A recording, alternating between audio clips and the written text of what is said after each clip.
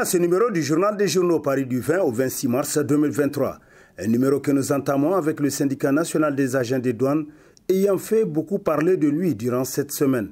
À cet effet, point de presse du syndicat national des agents des douanes, le SNAD fait l'autopsie du recrutement des agents spécialistes à la douane, titre dans sa rubrique Nation, l'hebdomadaire Le Courrier, qui nous apprend irrégularité dans les concours, manquement à la loi, non-respect des conditions pour faire acte de candidature. La Halcia a conforté le SNAD par rapport aux inquiétudes soulevées. Le secrétaire général du SNAD a par ailleurs fait un aperçu des impairs mis en relief. Pour la candidature au niveau des catégories A1 et A2, il faudrait remplir deux conditions: avoir un diplôme supérieur en douane et un master dans la spécialisation. Dans le cadre de ce concours, ils ont accepté pour certains le master, d'autres le diplôme en douane uniquement. Très peu d'entre eux remplissaient les conditions exigées telles que rapportées par le journal qui cite Amadou Tchekoura, d'après qui le statut est pourtant clair dans ce genre de situation. Il se trouve que dans le statut autonome du cadre des douanes, il n'y a pas de recrutement direct à la douane. Pas de possibilité de faire un recrutement direct d'adjudant à la douane. En dépit de ce statu quo, le ministre des Finances a décidé de faire cavalier seul et d'y assumer, nous apprend le courrier qui conclut. Le SNAD de son côté s'accroche bec et ongles sur les faits. Dans ce dossier, il y a violation de la loi et s'indigne que, malgré ce contexte qui ne donne lieu à aucune controverse, le ministre des Finances persiste à continuer le processus de ce concours. Mouvement d'humeur, le SNAD et le gouvernement signent un protocole d'accord titrant entre autres à sa une l'hebdomadaire satirique Le Canard déchaîné, qui nous apprend que le syndicat national des agents des douanes et le gouvernement ont finalement trouvé un accord qui met fin à la grève de 48 heures décidé par le syndicat et qui a fortement perturbé les activités des transitaires en douane et certains opérateurs économiques. Le SNAD était entré en débrayage de 48 heures sur toute l'étendue du territoire national afin de protester contre la volonté du gouvernement d'entériner le recrutement des admis au concours organisé en 2018 et qui fait l'objet de crispations d'une part entre les admis et le syndicat, d'autre part entre le syndicat et le gouvernement, constate le satirique qui renchérit. Le SNAD met en avant sa volonté de faire respecter la loi portant statut autonome du personnel du cadre des douanes. Le syndicat ainsi expérimente pour la première fois la grève des ailes selon le Canard déchaîné. Le Niger exprime une diplomatie de prestige et s'exclame à la une de sa parution en date du 22 mars, le quotidien privé Mourir à la voix du Niger, pour qui c'est étonnant pour beaucoup et curieux. Mais le Niger surprend en réalité à la fois l'intelligentsia et la diplomatie classique en cours dans le monde. Le pays émerge du Sahel trouble et convulsif pour exprimer une image de marque et donc de prestige international. C'est aussi à la surprise générale du monde entier ou presque que la libération de deux otages français et américains est intervenue ce lundi 20 mars 2023 avec leur remise aux autorités de Niamey. Le journaliste français Olivier Dubois et l'humanitaire américain Jeffrey Wood ont été libérés par la grande implication personnelle du président Mohamed Bazoum dans ce dossier sensible, dans un contexte aussi d'insécurité grandissante au Sahel, avec ses corollaires de crise humanitaire selon Mourir à la voix du Niger. Société des institutions de la République qui étouffe un marché, titre dans ses colonnes l'hebdomadaire La Flamme, qui rappelle qu'il y a de cela quelques années seulement, les autorités municipales de Niamey faisaient la cour aux commerçants pour installer leur commerce et animer le marché d'Olé de Lazare. Les citadins parcourent des dizaines de kilomètres pour se ravitailler dans ce marché. Malheureusement, depuis quelque temps, du fait du voisinage avec le Conseil d'État et la Cour des comptes installés longtemps après ce marché, les commerçants et les usagers de ce marché sont dans l'impasse. L'unique voie d'accès à ce marché vient d'être fermée aux automobilistes particuliers et taximens. En effet, un panneau d'interdiction a été placé juste sur le virage après le CSI Lazare pour indiquer que seuls les usagers du Conseil d'État et de la Cour des comptes sont autorisés à prendre cette voie à bord d'un engin. Il y a manifestement un sérieux problème dans cette façon d'apprécier le service public et l'intérêt général, constate La Flamme. Lutte contre le détournement de deniers publics à plusieurs cadres du ministère de l'Éducation nationale dans le viseur de la justice, titre entre autres à sa une l'hebdomadaire satirique Le Hérisson, pour qui l'opération Bassani Bassabo ne faiblit pas. Plus les jours passent, plus les dossiers atterrissent à la justice via la Halcia. À ce niveau, point de lenteur. Aussitôt sur le bureau du procureur de la République que ce dernier active les procédures d'investigation complémentaires.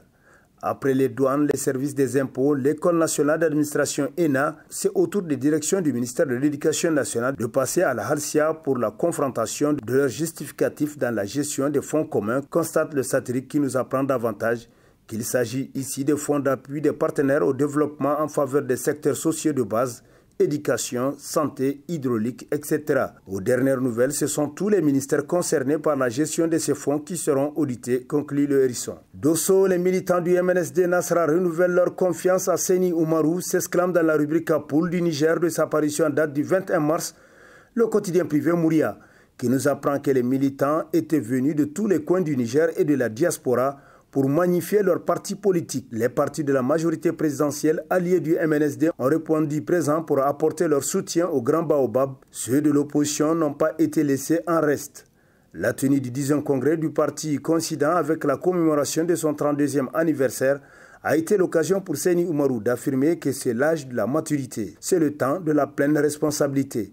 Ce congrès se tient, a-t-il dit, après de longs mois au cours desquels la plupart des structures ont été renouvelées à tous les niveaux et échelons afin de donner au parti un souffle nouveau, d'après Mouria, qui conclut qu'à la fin des travaux, plusieurs recommandations et résolutions ont été adoptées et le Congrès a renouvelé sa confiance à Seni Oumarou pour présider aux destinées du parti. Au Congrès du MNSD Nasra à Dosso Fumako Gado, une intervention frélatée faite au nom de la majorité, mais qui ne trompe pas, titre dans ses colonnes l'hebdomadaire Le Monde aujourd'hui, pour qui on a donc entendu le président du PNDS tenir un certain discours dans lequel il jetait aux pieds de Seni Oumarou quelques fleurs, peu sincères à la vérité, magnifiant son parti et son leadership. Mais tout le monde peut savoir que ce discours tranche avec le comportement souvent peu amical que certains des cadres du parti et notamment à l'Assemblée nationale pouvaient avoir pour l'encadrer dans son rôle et dans ses prérogatives, ou pour dire vrai pour le surveiller et l'empêcher de diriger le Parlement par son leadership, selon le journal, pour qui le président du MNSD, pour n'être pas de la dernière pluie en politique, c'est bien ce que visent ces ruses d'un autre âge que même les profanes sont à mesure de comprendre.